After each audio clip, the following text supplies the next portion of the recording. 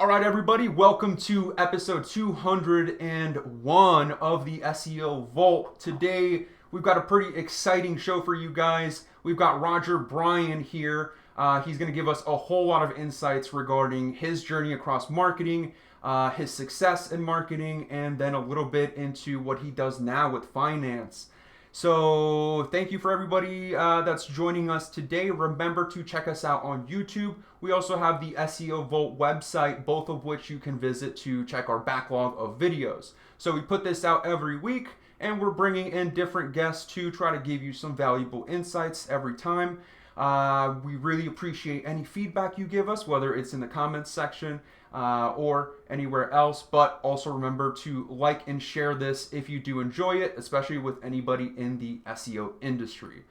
So without further ado, Roger, how are you doing today? I am doing great. I'm on my second cup of coffee, so I'm ready to rock. Pretty cool, pretty cool. So I took a moment to really look through, the different businesses that you've been a part of. And I thought it was really interesting, at least from my perspective. I've actually worked in the finance industry just a little bit because that's what I studied back in college. So I really want to hear about how you got to where you're at right now. But before that, I want to start with how did you actually get started with everything? I know you started doing digital marketing, but can you introduce us to how it all began? Yeah, and I think it's like many people where it's opportunistic. So I was in the Marines in the late 90s. I was stationed in San Diego, and I took a gig with a company called Excel Telecommunications. And it's so crazy. Like, I was selling pagers. I'm sure there's people that are on listening to this call that you've never even seen a pager before. But the idea was that you could sell someone long distance and they would get a free pager. So I'm like, you know what? This internet thing's kind of cool. I'm going to go set up a GeoCities for this. And this is 1997. And in the first week, I sold 100 customers on long distance service, and all of them got a free pager. So this got the attention of the company. They had me start coming in for meetings. Then they bought my website from me. Well, my web page. They had Nice. no idea what to do with it. It was dead within weeks. But that's when I was like, hey, this internet thing's going to be kind of cool. I could probably make some money. And that's where my journey started, selling pagers online. That's awesome. And wow, you said 1997. So you've been doing this just about as long as I've been alive. I joke with a lot of our staff. I say that all the time. They're probably sick of hearing it. No, it's cool. I get that type of thing all the time. But so you sold a little bit of the properties that you put together at first. How did you turn that into? How did you kind of like snowball that into running your own entrepreneurship or other businesses? Did you like go straight into starting an agency from there when you realized that you had some type of talent for digital marketing? No, I didn't realize, like, I come from like blue collar Ohio, like no Okay. financial literacy, no business acumen. Like, you trade your time for dollars, and that's how you live paycheck to paycheck. When I Dirty got out of hands, the clean money. Marines, what's that? Dirty hands, clean money. Yeah, there you go. And I mean, love them to death. My dad was a mechanic. My grandpa was a mechanic. Um, but when I got out of the Marines, I came back to Ohio. I was doing my undergraduate, and I took a job at an auto auction.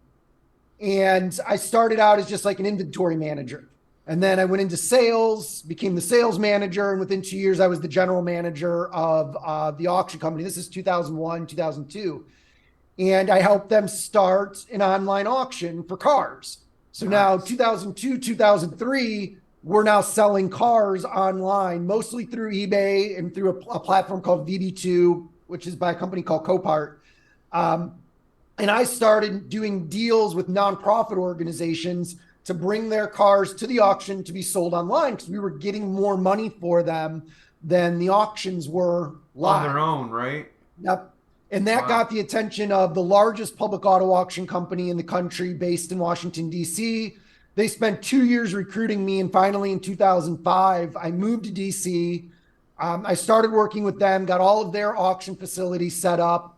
I opened up my own auction in Chicago, 2006. So within a year, they'd given me my own auction. And that's kind of a big investment. And then everything went wrong. The company we were licensing our software from decided, you know what? We're bringing this in-house. We're only going to use it for our facilities. Ah, 2007, there wasn't a lot of, 2006, there wasn't a lot of auto auction internet marketing platforms available to choose from. And then 2 weeks later, our general manager died of a heart attack. So we were oh, kind of like, you know what? Let's just take a step back from this. I moved back to Washington, D.C., and that's when I opened up my first agency. It was called National Charity Services, and we did marketing for nonprofits. So we did car donation marketing, book donation marketing, which led to starting a book e-commerce business, and then clothing donation marketing, which turned into a chain of thrift stores. So kind of opportunistic that the internet was just blossoming from an online auto sales perspective. I was right there with the right skills from an SEM and an SEO perspective to make it work. That auction company that I went to work for, within a year, they ranked #1 for everything that relates to public auto auction keywords. I didn't even really know I was doing SEO back then. I was right. like, I'm just trying to sell cars. Yeah. So that's really cool. So not only did you kind of go after something that you saw had value, that had like marketing, something that you could do with marketing to generate value, but you actually niched down into nonprofits. That's actually really cool because whenever I've kind of thrown that idea around about helping some type of nonprofit, it's always been that same opinion of, oh well, they don't have any money to to spend. Which sure, I mean most of those small little tiny setups, tiny organizations, sure they don't have that much to spend, but I'm guessing you were probably able to find was it organizations that had sufficient grant money or some type of program that was able to fund them to do all of that Yeah, work? we had 3 clients: Goodwill Industries, the American Red Cross, and the Salvation Army. And Okay. then we mapped that out across the entire country. If you donated a car between 2007, well, this business is still in business today and it still has the same people running it. I sold it in 2012. If you donate a car east of the Mississippi, it probably goes through that office in Washington, D.C., because they're doing all the marketing. They manage the call center, they pick up the cars, they manage the logistics, they do the titles, they do the tax forms. Really, the success of that business came from the offer. If you have an irresistible, you can't refuse offer, you'll make millions of dollars. Our offer was simple. We would walk in to a Goodwill center and we would say, hey, we want to take over your car donation program. It's not going to cost you a penny. We're going to spend all of our own money on marketing. And if we lose money, it doesn't cost you a penny. If we make money, we're going to split the profit based on a percentage. And how do you say no to that? Like, you're going to take away all of my phone calls, all of my marketing, all of my financial responsibility, all of my legal liability from a tax, insurance, and logistics perspective, and just mail me a check each week. And by Yeah, the way, here's copies of all the checks we've sent to other Goodwills last week: 50,000, 70,000, 25,000. Nobody ever said no. that's awesome. Yeah, because I mean at that point it's less time, less expense to even deal with any of that.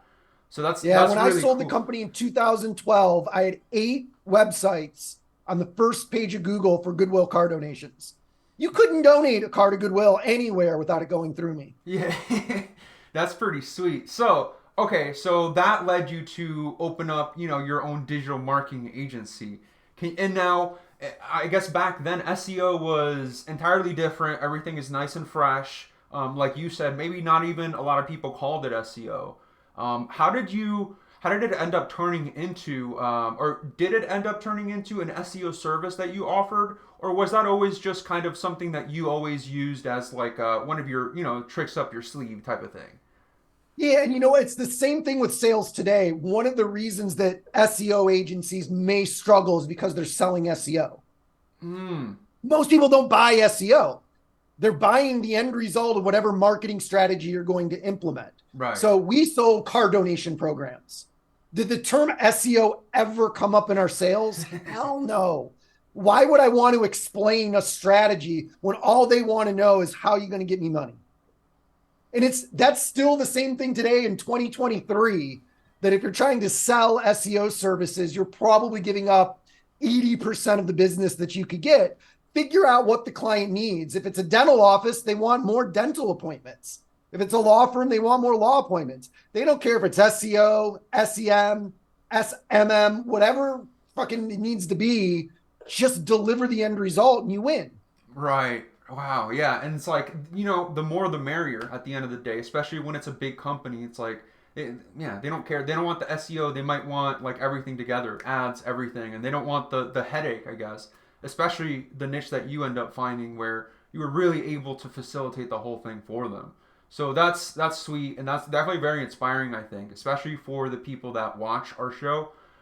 So on that point, is there anything that you think, any type of quick tip that you can think of regarding positioning of the offer for people that run SEO agencies? Yeah, it always comes back to understanding what the client actually wants. Because they may approach you and say, hey, you're an SEO agency, we're looking for SEO proposals. But if you go and sell them SEO and then you start giving them rank reports, the stickiness of that client, the retention is low. Okay. In 7 years of running national charity services, I never lost a single client. Not one time did a client leave us. I fired one client, which was a smaller nonprofit. I We could see couldn't that, get yeah. traction for them because they were smaller and they always wanted me, hey, can you come up to New York so we can meet? We need to talk about our campaign. And for a while I did it. And after a while, I'm like, this is just, it's not worth it. I'm losing money talking to you. Even That's when I sold that company and then I went into working more in the startup tech space, selling marketing services, it was the same thing. Just understand what it is that the client wants and report on that. For the few SEO campaigns that we run today, the first thing that we report on is revenue generated, okay. number of phone calls, number of form submissions, and then, of course, the conversion rates and growth trending over time. Then we're going to go into visits. Like the eighth thing that we would report on would be keyword ranking. Even if it's a pure SEO play, keywords are the eighth thing that we report on. Or like if things are going bad, sure, pull up all the data, right? To really prove what you've done, I guess. But I okay, wouldn't know. Things don't go bad. okay. Well, I have a question there. So, okay, I think the most difficult one of those points to accomplish is as far as what you present to them, is the revenue side. I know a lot of people, including myself, honestly, that struggle to get to the point where you even see those numbers. How would you say you can, what exactly would you ask for somebody to be able to get access to see the revenues? Yeah, there's two answers to that. I would never take on a client where I don't have access to that. Like Okay. there's a 0% chance I'm going to work with you if I'm not all the way in your business. Why? Because I don't know if I'm being successful. Like, why would you give me money if I can't prove my success to you? It's a waste of everybody's time. Go find somebody else. There's plenty of people who take your money. And then there's certain tools that allow you to do that. Okay. CRMs, ERPs. We look for companies that have those in place. Now we'll True. talk in a minute about like there's only like I don't take on service clients anymore. If I've invested in the company, then I might participate in some of the marketing efforts or refer you to agencies that I own a piece of in order to stay part of it. But you're not going to hire me to do an SEO campaign since like 2018. I can definitely Um, see that. Like at a certain point, you've got so much stuff going on. That's just not the right focus for your time. Especially, I guess, some of those probably the same situation with that small nonprofit where they just ask a lot from you. Yeah, and well, there's a second way to do associated revenue is if you're specializing in a niche, you probably have a general idea of what the revenue is per converted lead in that space. And you should have access to call tracking. In fact, in most cases, we would set up call tracking for clients because it's critically important. Then, after a couple months, within 90 days, typically, you can tell by listening to the calls what percentage of the calls do they convert and what are the metrics of those conversions, i.e., the calls are greater than 90 seconds. They've got these three keywords in it. All of the major call tracking tools now allow you to set a filter that says if the call is greater than 90 seconds and they say the word appointment or the Hmm. day of the week or a dollar amount, there's a high probability that that's a conversion. So let's count it as a conversion. Let's use an average amount of value per conversion. And there you go. You've got your metric of success, that top line number that says, I generated this much revenue for you. Now, So you this have is to let the client get trust from that. It's not like the first time you report it, they're like, hallelujah. They will question it, and you keep narrowing the filters down until everybody's on the same page. And from there, you've got a client for life. Yeah. Oh, I can see that for sure. So for everybody watching, I hope you were really listening there because those are some points, some what like almost like legs to the agency that I see so many people. They, maybe they're just intimidated or something, but they won't go that extra level to maintain that type of tracking for their client. But yeah, even from my experience so far, I can definitely see at least the arguments that come up when you don't have this information in front of you. Because a lot of times, these business owners that you're serving, they're too busy to even mess with this stuff on their own. And from what I've seen, a lot of them just don't have that good of tracking on their own. And it might take your help to really elevate them to that spot. Because, I mean, if you're running a business on their side, they have to be on top of these numbers also. And at least, the people I've worked with, I've seen so many people that just are so unorganized. And it's just like you said, for the trust to be there at the end of the day, that's how you get that lifelong client. I guess, you have to kind of step up and get all this tracking done, whether it's GA4, call rail, whatever you're integrating. Oh, and on that note, what call tracker software would you recommend for people to use? Oh, I've always been a fan of call tracking metrics, Okay. but they ended their affiliate program last year and I was making a shit ton of money from it. Ah. So I'm still angry. And so I haven't really been referring many people to them. Right now, we've been focusing in on trying to invest in local service companies. And we look for ones that use a platform called Service Titan Okay. that has a very robust internal attribution engine for call tracking. I've heard of They this. just Okay. launched their own DCI dynamic call integration tool. It makes our life so much easier that every lead that goes in the system is recorded, every job, the value is recorded, and it's associated with the traffic channel based on the dynamically swapped phone number that's in there. Like there's zero margin of error with that data. And when you've got good data, you can make good decisions. Right, right. All right. So that was a great point there as far as data. So thank you for sharing all of that insight. I feel like that's super helpful for a lot of people. So now I want to take it now towards, I guess, more of like today and age. Can you give us a quick rundown of what kind of projects you work on right now? I know, obviously, like with your hat, you are putting out a lot of content to help people specifically raise millionaires. And I really like that personally, at least with my family. We're all like business owners. We've grown up having a family business. And I think that's something I think about, or maybe just worry about myself also, is like, well, I don't have kids right now, but I have like a little sister. And then when I do have kids, that's something I think about is what can I do for them to make sure that they have a really good mentality, a good positive outlook on business. I gave you a lot there, but can you tell us, where you're at now? Yeah. So to give context to this, in 2017, when I found out we were having our daughter, I had this like rude awakening. Like I made a Facebook post and it was called the 10 things I want to teach my daughter about money. And it was like my reflection on my lack of knowledge. Like I made a lot of money in my 20s, was broke by the time I was like 32, made a ton of money again, went through most of it. And then finally on the third round, I'm like, okay, I figured out what I've been doing wrong. Let me start compounding and building this into something that's going to be sustainable. And I didn't want my daughter to make the same mistakes. So I started talking to wealth experts. I started talking to friends that were 8-figure, 9-figure net worth individuals and what they were doing for their kids. And I got some great advice. There were so many like tricks of the rich that I had no idea that made it so simple to set your kids up for life by the time they're 5 years old. For example, my daughter's 5, right? Okay.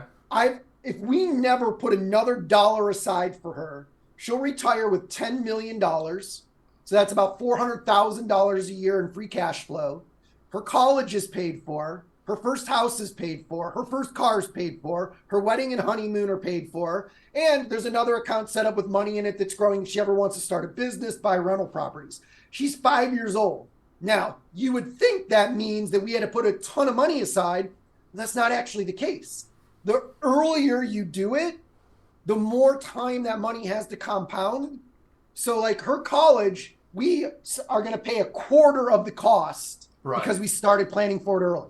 Her retirement, 1% is what we invested to get her there. 1%, because we did it when she was under the age of 5. And by the time she's 65 or 67, it's going to compound like that.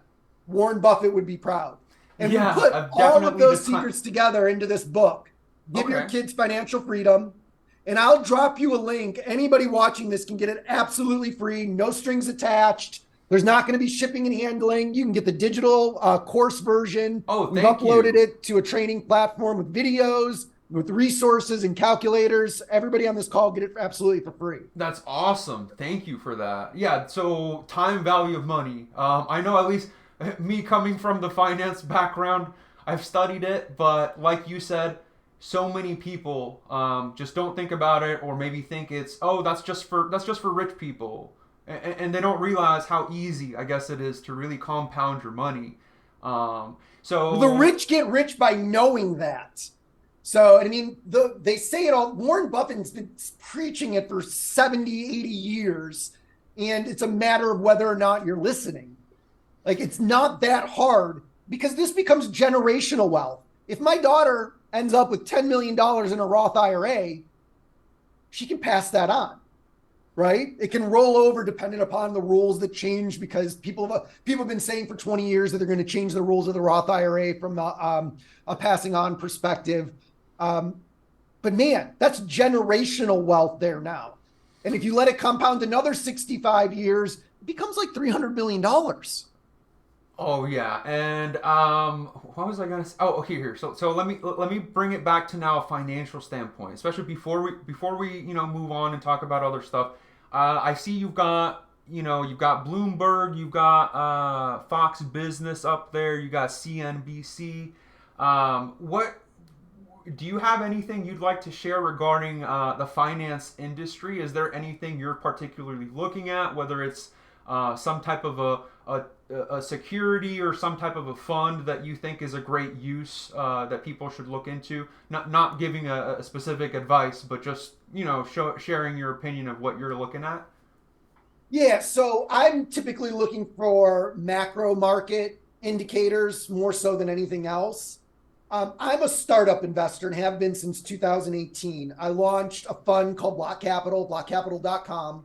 We've invested in 76 companies since the launch of that fund. And let me answer your question, and I'm going to talk about an opportunity for marketers. I highly recommend, for someone who's not going to spend full time in the finance space, to find an ETF index fund like SPY, the S&P 500, or QQQ, and just put your money in there and let it grow over time. Annualized, you're going to get 10%. You're going to have up years, you're going to have down years, but annualized over any 10-year period, you're going to typically return 10%. And that compounds over time. So if you're in your 20s, make sure that you've got some type of retirement instrument set up. If you're a solopreneur operating under an LLC, there's tons of instruments that you can use that give you tax advantages to putting that money away, and just let it sit there and grow. If you're not watching the market full time, don't try to time it. It's fun to jump in and out of some stocks every once in a while if you see some hot idea, but have the blunt of your money in an index fund, and then don't worry about it. It'll make life a lot easier. I love that advice. Oh, what's that? Oh, I said I love that advice. So that's probably one of the best, I guess, broad level things to give to people, because everybody has a different risk portfolio or risk profile. You see a lot of people my age kind of throw a lot of money, or at least in the last year, throw a lot of money into certain risky crypto funds and stuff like that. And that's definitely a good point, as far as the percentages year to year, month to month aren't going to look crazy with something a little bit safer, a little bit more sound. But I guess at the end of the day, you're thinking about like your kids. You're not thinking about the next month or two. So things like the SPY, I know about like 60% of my stocks is just the SPY because, like you said, I don't have to look at it. I don't have to worry about it. I just, I just buy it every so often. Especially when it Yep. gets lower, I go a little bit more aggressive into buying it. But yeah, Oh, at and the end, that's a great strategy. One of the problems, there's an emotional element to stock investing, and most people do not have their emotions in check. So what they tend to do is buy individual stocks when they're going like this. And then they don't plan for the fact that everything has a correction. And then as it drops, they're like, oh, I don't want to lose any more money. So they sell. So they buy high and sell low. And they do that in cryptocurrency too, which, don't get me wrong, that is a Bitcoin chart right there. And nice. I bought my first Bitcoin in 2013 for $80. So I am a Bitcoin believer. I also think that if you're in your 20s now and you have kids and you buy your kid one Bitcoin, that can be their retirement. That $30,000 investment today will be worth $1 million sometime in their lifetime. But that's a whole different conversation. I don't want to get on a tangent. Let's get back to the marketers. The Yeah. real opportunity for marketers is to get equity stakes in companies. Now, I am not a believer in I'll do marketing for you, you give me a piece in your company. Okay. That can work. I come to the table and I'm like, I'm going to buy equity in your company. I'm going to write you a check, typically in the $25,000 to $150,000 range. So they're smaller companies. Okay. We're going to do formal documentation. So we're going to do a private placement, or we're going to do some type of sale of future equity or some type of convertible note or equity option. My lawyers are going to send you the documents. You're going to sign them. There is 0% chance that you get out of giving me what I am due. And then we're going to sit down and we're going to talk about how to grow your business. It may or may not involve me introducing you to one of the 3 agencies that I own a piece of so that you can grow your business. Maybe I'm introducing you to other people for more money. Maybe I'm advising you on your go-to-market strategy until you're big enough to go out and hire an agency. But there's going to be a legitimate transaction exchange of value.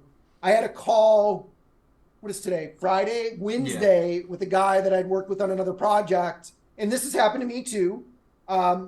He took equity in a company, no documentation, grew them from like $200,000 in sales to over $1 million in sales in under 6 months, went to them to get their money, his money. And they're like, you know what? We're not going to give it to you.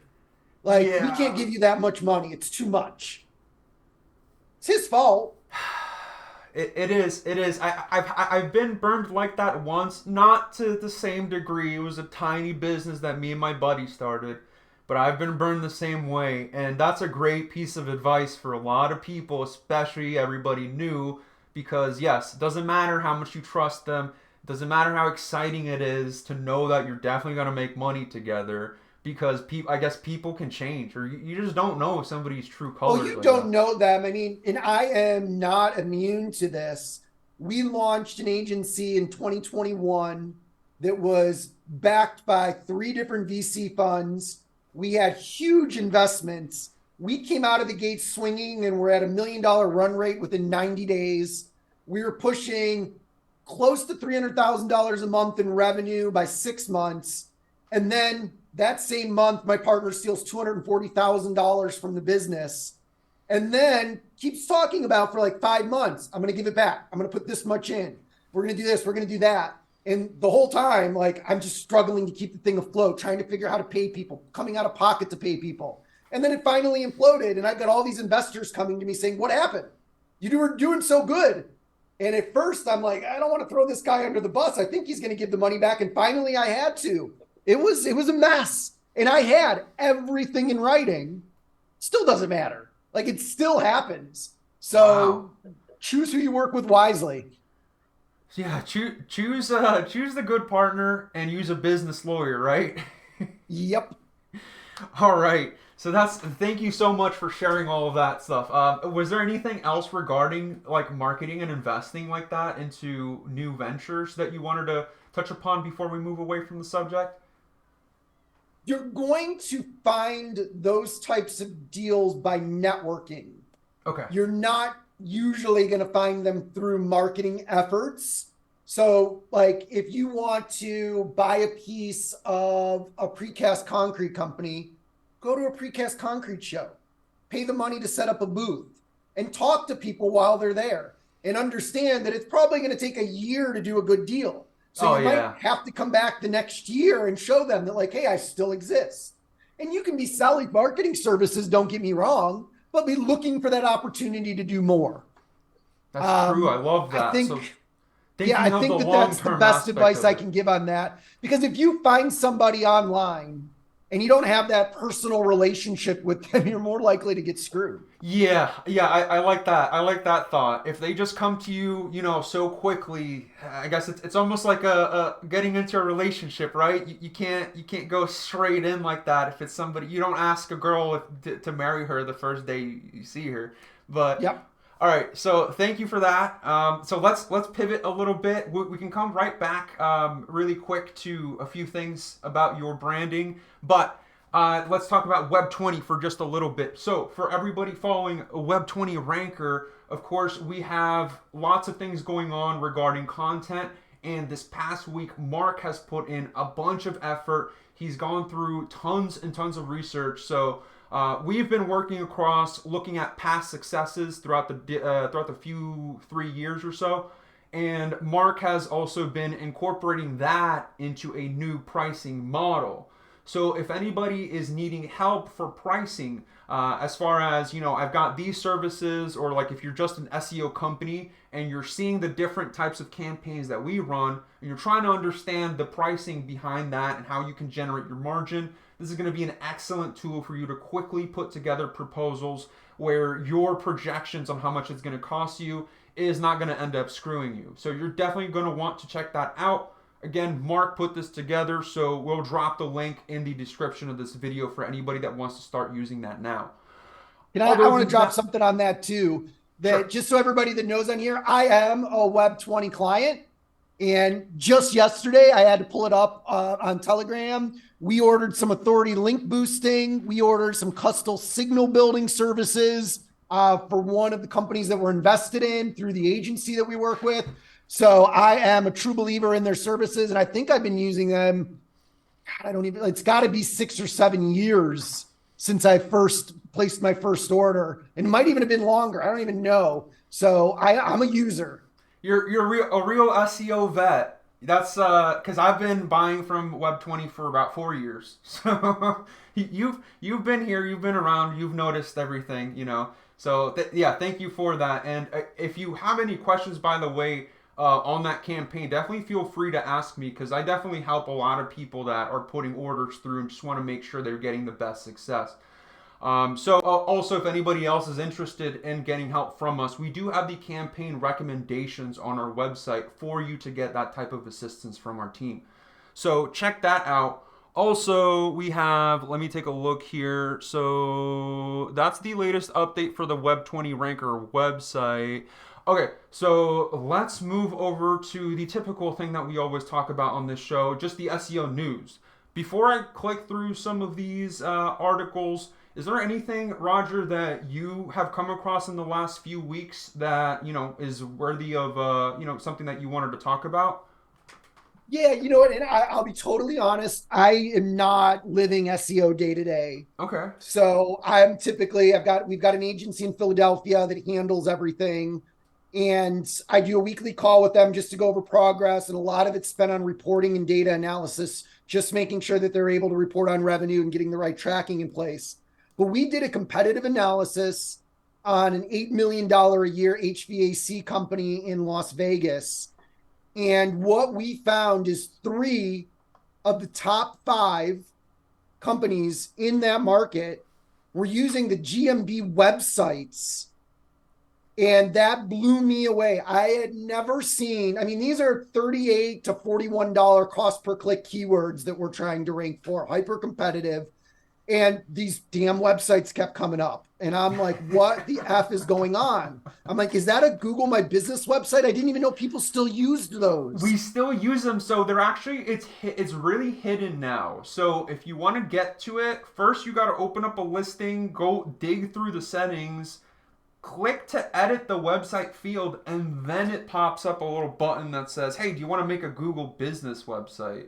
So that's a great one to bring up because that's been around for so long and we're still using it. And if you're curious, anybody curious as to the quick explanation of why we use it, it's a beautiful Google provided property that is integrated to the GBP, all of its pictures, all of its posts, and you can use the main page of content to link out to all of your associated properties, all the weird signals that you're building, all your press releases. It really ties everything nicely together, especially if you're having branding issues, like maybe a home service contractor where their name is very similar to others and we have to make the signals really concise. That's really why those are used. But that's a great point there. Those are still very viable to be using within your campaigns. So, okay, I have basically two different sides to the news here. One, really quickly, I'll just introduce this one for people that are focusing a lot on Google reviews. So, we've talked about this for over a year now, but there's been more weighting placed on review frequency for the GBPs. So, long ago, and even, well, nowadays, you talk to a business owner about the reviews, they're like, oh, no, they're great. We have 300 reviews. It's like, that's cool, but you haven't had a new review in like 6 months, and everybody around you that's competing against you has been getting reviews like frequently. So for anybody, following that, there's one more update for that. So they are now segmenting users based upon what type of customer you were. So we're actually seeing now categorization between solo traveler, couple, family, couple on vacation. So very interesting. Further progression on the platform for Google reviews. So if you're still not sold on the fact that you need to force your clients to get reviews, just just watch what Google's doing, and you're kind of going to see their direction that they're headed towards. If they put so much attention towards cleaning up the spam on the reviews and they're adding to that, I mean, I'm going to say right now, the reviews are going to keep being a huge thing for many years to come. So the other thing, now I want to ask you, Roger, about these other two things. So I want to get your opinion. I ask this to a lot of people because a lot of people use it in different ways. What's your opinion on the use of AI language models for digital marketing, in particular to content? What do you think about it? And its stage now. Okay. Well, one thing on reviews, I do need to say, you need to automate that. One of the reasons that we like working with companies that use Service Titan as their back end tool is they have an absolutely amazing automation system for reviews via text message, via email. The clients that we work with, like we work with a local septic company here in Ohio. I think they're pushing 600 reviews and their closest competitor is 50. And they're getting 2 or 3 a day. And they've grown to be one of the largest in the region. The HVAC company in Las Vegas, the same thing. I think they've got 1,200 reviews and they're adding like 5 to 10 a day, all automated. They don't have to think about it. They don't have to ask anybody anything. The software does it. If you do not have that for your clients, get that stuff. I tried not to swear. Get that stuff set up now. Yeah, this is huge for any industry that you're doing SEO for. And it's true, you need to have an internal process solidified, automated, where it's not dependent on somebody, feeling confident enough or feeling good that day to go ahead and send the review requests. I know a lot of law firms that suffer in the map packs or in the map rankings because they don't want to do this. Whether it's they're scared they're going to get negative reviews, they don't think they're good enough, whatever it is, that has to kind of go out the window, or at least as a marketer, I like what you said, you have to automate that for them. You have to make it foolproof and something that they don't even have to mess with. Because at the end of the day, that business that you were working with that was getting reviews every day, they're going to absolutely dominate that area.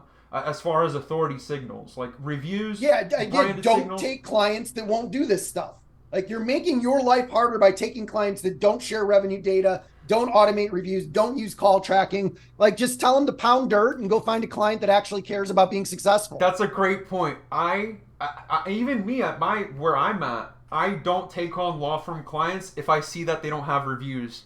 Like if they're not I would willing to do never, it. I won't take on law firm clients. I'll send them to my buddies over at ClickC out of Salt Lake City. I love those guys. I would never touch a law firm client. That's all I I'm do. married to an attorney, by the way. So Okay, so that's a good point. That's good insight. All right. So yeah, so back the to the next. AI question. Oh yes, the Um, AI content.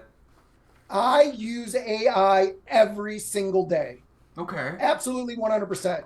I'll be honest, I'm taking an MBA course right now. It's something that I always wanted to do. Nice. Um, and I, all of my homework is done via AI, all Yeah. of it. I don't even try not to do it through AI because I've set a precedent for the type of delivery that I'm doing. And I don't like the Raising Millionaires website, completely written by AI. All of our blog posts. Not this book. This book was actually written by me, but I did an accompaniment book called A Parent's Guide to Financial Freedom because we found a lot of people that we were working with in the kids side didn't have their own house in order. Entire book written by AI. I firmly believe that if you're not using AI, you're fucked. The primary reason is the time that it saves. Now, there's a caveat to this. You can't be lazy with AI. Every single thing that I do has to run through 5 prompting mechanisms before it's usable output. Okay. What the mistake that people make is they do their initial input and then they take that first output and then they're ready to run. Like they think that that's good and that triggers AI language filters. It's not necessarily written in human voice. So you have to start to understand what your goal is and build a prompting engine around that. When I say a prompting engine, that means that for each of my chat GPT channels that are dedicated to a specific topic, it's learning with me. So it knows the business, it knows all the content on the website, it knows the avatar, it knows the unique selling proposition, it knows the offer, it knows the pricing, it knows the competitive landscape. All of that takes time.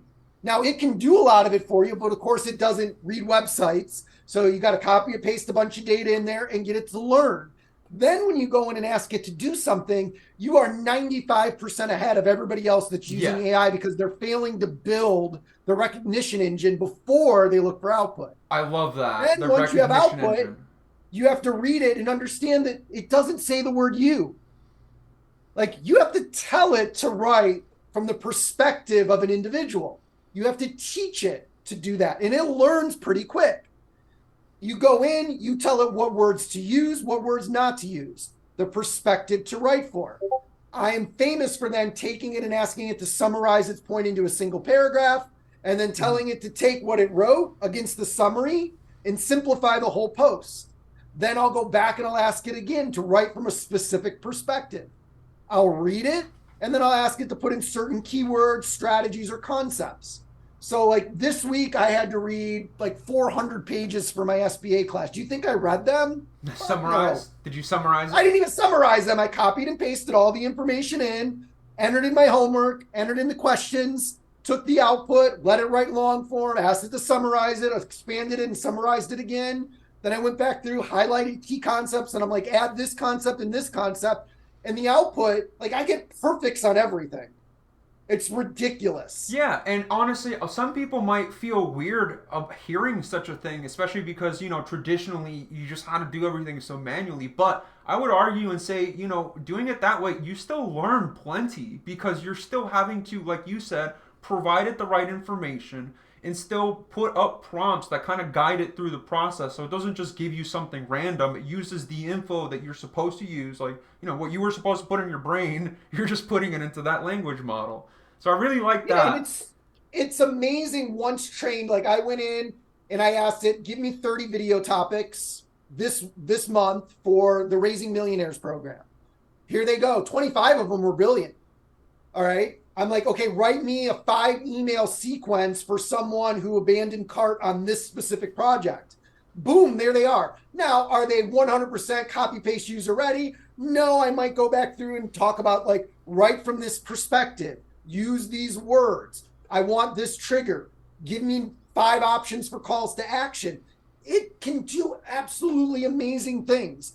It's not replacing intelligence, it's replacing time consumption. Right, right. And when you understand that, and you don't try to get it to replace intelligence, but Yes, instead yes. get it to replace time consumption, you like, man, I've put out more marketing content since Chat GPT came out than probably the 5 previous years.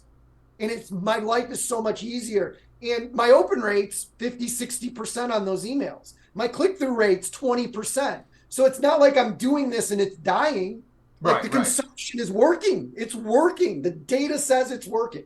And I'm still just getting started with it. Chat GPT is actually a very basic tool for all of this. You get into something like Jasper that allows you to build those multiple strings of data sets and congruency algorithms. I don't like their pricing mechanism for the amount of data that I need to put in. So I'm still Yeah. working with ChatGPT 4. But man, you can do crazy shit. All right. So yeah, guys, definitely try to learn, from that. I like that one takeaway point of don't ever try to have it replace your intelligence. I think that's really good framing as far as how to build the processes that you end up building once you mess with it. But thank you for sharing that. That the one point I wanted to bring up, or rather, like why I brought up the AI, because people from Google nowadays, it's definitely people that don't use it the best ways. It's adding a lot of spam to their platform, so they're definitely doing what they can as far as a PR standpoint to prevent it. But yeah, we saw a little one-liner from John Mueller this past week on Twitter saying that programmatic SEO is really just a fancy name for spam. But and again, I think they're gonna be more so trying to shut down people's ideas. But I think it also comes from the standpoint of seeing people go on forums and ask essentially, oh, can I just copy paste stuff off of AI language models? And no, like that's really, I guess if you're not delivering value through the content, you're just kind of filling up Google's platform. Let But me give you a hack for that works every time that I don't really want to share. okay, What no one is willing to do with AI content is take it that last step. If you build out a customer avatar inside of the channel where you're writing the content, and then you ask AI, write a case study for what I've written above from the perspective of our avatar. So if you read a lot of our blog posts for the appearance guide, there's this imaginary character, John, who's 67, right? It takes everything that we wrote, all of the strategies and theories, and then it writes a case study from John about that. ooh, No one's taking the time to do that. So I am absolutely confident that it looks legit. Like, why would anybody take the time to do that? So right. the summary and then practical application case study from our client, John. And now it's from John's perspective. I have to go out and swap a few words because, again, I still can't get AI to use the word you from a perspective and or I. So by doing that, 100% pass, like 0% registry on an AI test. So That's awesome. that case study is the key. That's getting me excited to start things up over this weekend. So I hope everybody else is getting excited about it. Also, again, another takeaway from Roger, marketing content. I know that's one thing. It's tedious. It takes a lot of time, especially if you just launched a new agency. But man, you got to do something to get yourself caught up. Pushing content out there. Share all of your intelligence out there. Use whatever language model you've got to use to start pushing things out so that people can really start seeing your brand. But okay, so that's pretty much everything I had on here as far as my notes. But I want to bring it back really quick. Where can people find you, Roger, if they want to learn more from you or want to learn more about the different businesses that you've helped across your time? Yeah, I mean, the easiest way is the raisingmillionaires.com website. And again, I'll give you guys a link that you can share with this. It's actually pages.raisingmillionaires.com to get the free book. And I'll give you the link. Or they can find me on every social media platform. But I'm going to be absolutely honest. I don't respond to any of them. Yeah. So, fair enough. Fair enough. Yeah. The best email is roger@results.io or text me 330-488-7971. That's 330-488-7971. Do not call me, text me, and I will always respond to a text. I rarely ever answer the phone. I have a Same very here, strict man. rule. My phone is turned off at 4 p.m. and I don't even look at it over the weekend either. So feel free to get in touch. Very nice, very nice. Well, it was very inspiring having you on here, learning about everything you've done, and I'm definitely gonna follow, your profiles and everything, so I can keep getting your content. So, if anybody wants to leave any feedback for this episode, we always appreciate it, and make sure to hit like on this video.